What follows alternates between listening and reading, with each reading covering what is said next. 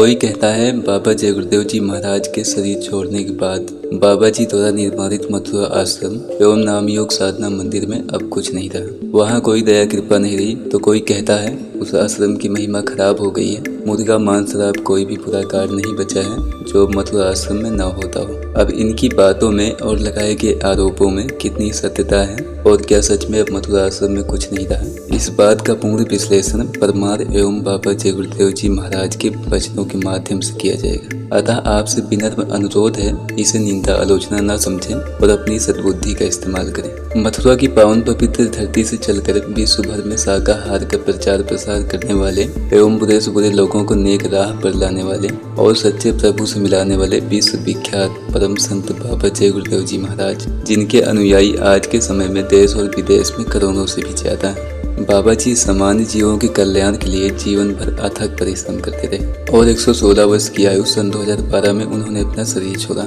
और उनके शरीर छोड़ने के बाद देश में कुछ लोग खुद को सच्चा गुरु भक्त बताते हुए जय गुरुदेव नाम से आश्रम बनवाए।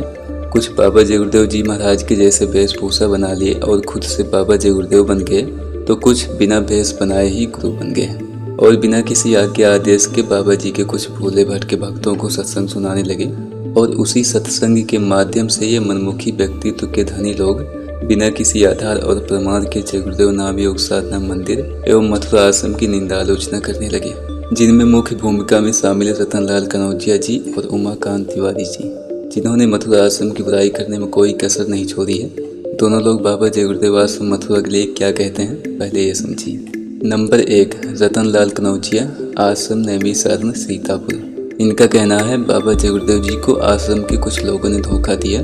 उसके बाद बाबा जी उसी शरीर में अदृश्य हो गए और बाबा जी के अदृश्य होने के बाद मथुरा आश्रम बिल्कुल अपवित्र हो गया है और मंदिर की महिमा को खराब कर दिया गया है। अब कोई ऐसा गलत कार्य नहीं बचा जो उस आश्रम में ना होता हो। वहाँ मांस, मुर्गा, अंडा, शराब अब सब चलता है। नंबर 2, उमाकांत तिवारी, आश्रम उज्जैन। इनका कहना है अब उस पुराने वाले मथुरा आश्रम से हम सबको अपने मन को हटाना है, यानी कि उसे भूलना है। हमको ऐसा मालूम पड़ रहा है कि वहाँ मिलने वाली दया कृपा अब नहीं रही। वहाँ का मंदिर अब सिर्फ ईंट पत्थर का रह गया है। वहाँ की लहरी घूम रही है, चूहा कसरत कर रहा है। यानी कि बाबा जी जो मंदिर में बरकत बांट रहे थे, जब वो नहीं रहे तो मंदिर में कोई देवता बरकत नहीं बांट रहा है। रतनलाल कनौजिया जी और उमाकांत तिवारी जी, दोनों लोगों का कहना लगभग एक जैसा ही है। अब दोनों लोगों की बातों में कितनी सत्यता है, इसका विश्लेषण करते हैं। रतनलाल कनौजिया जी जैसा कह रहे हैं कि बाबा जी को धोखा दिया गया है, जबकि बाबा जी ने स्वयं कहा था कि कोई माई का लाल बाबा जी को धोखा नहीं दे सकता। यह सत्यता है कि संत समर्थ होते हैं, उन्हें सब पूर्व आभास रहता है। तो इसका मतलब रतनलाल जी बाबा जी को समान इंसान ही समझते हैं। और एक तरफ तो उमाकांत जी व रतनलाल जी बाबा जी के वचन को ही दस्तावेज मानते हैं, जो सही भी है। गुरु के वचन ही दस्तावेज और असल प्रमाण होते हैं। तो अगर हम इनसे पूछते हैं कि आपके द्वारा लगाए गए आरोपों का कोई प्रमाण है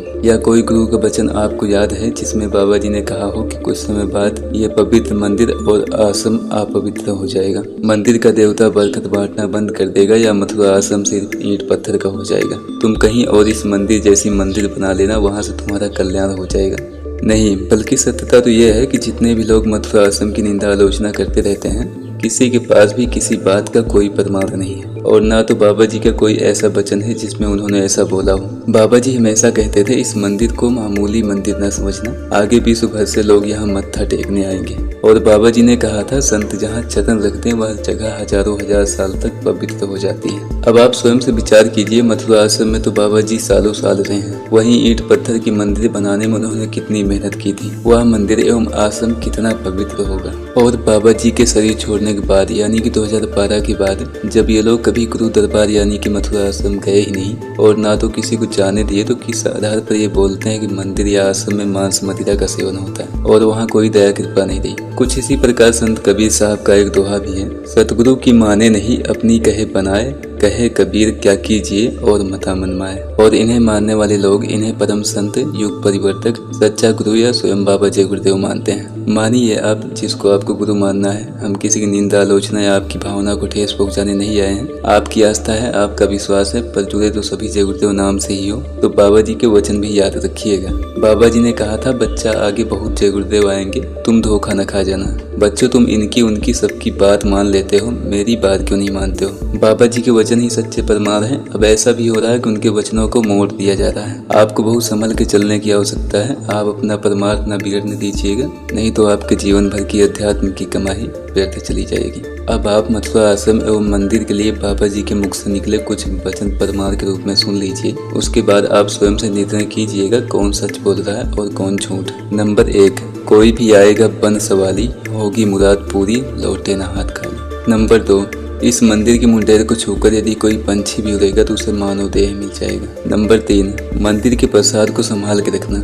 इस मंदिर का प्रसाद अगर चींटी ने भी खा लिया तो उसे मानव देह मिल जाएगा। नंबर 4, आगे अमेरिका तक से लोग यहाँ आएंगे और शांति महसूस करेंगे। और नंबर 5, यह बाबा जय गुरुदेव जी महाराज जी द्वारा सुनाई गई एक कहानी है जिसे बाबा जी उस स्थान की महिमा बताते हुए सत्संग के माध्यम से सुनाए थे जहाँ संत महात्मा कभी निवास किया हूँ, जिसे आप स्वयं बाबा जी के मुख से सुनिए।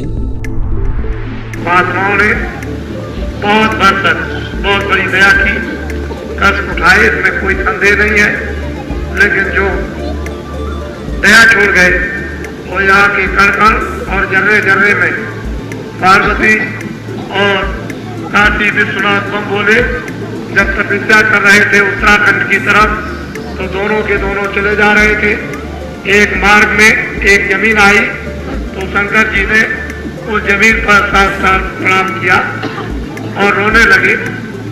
तो पार्वती जी पूछती है कि हे देव, न कोई देवालय है, न कोई आदमी है, न कोई जानवर है, न कोई पशु है, न कोई पक्षी, यहाँ आप साष्टांग दंडोत इस जमीन पर पड़ गए और आप रो रहे विलाप करते हैं, क्या क्यों ऐसा?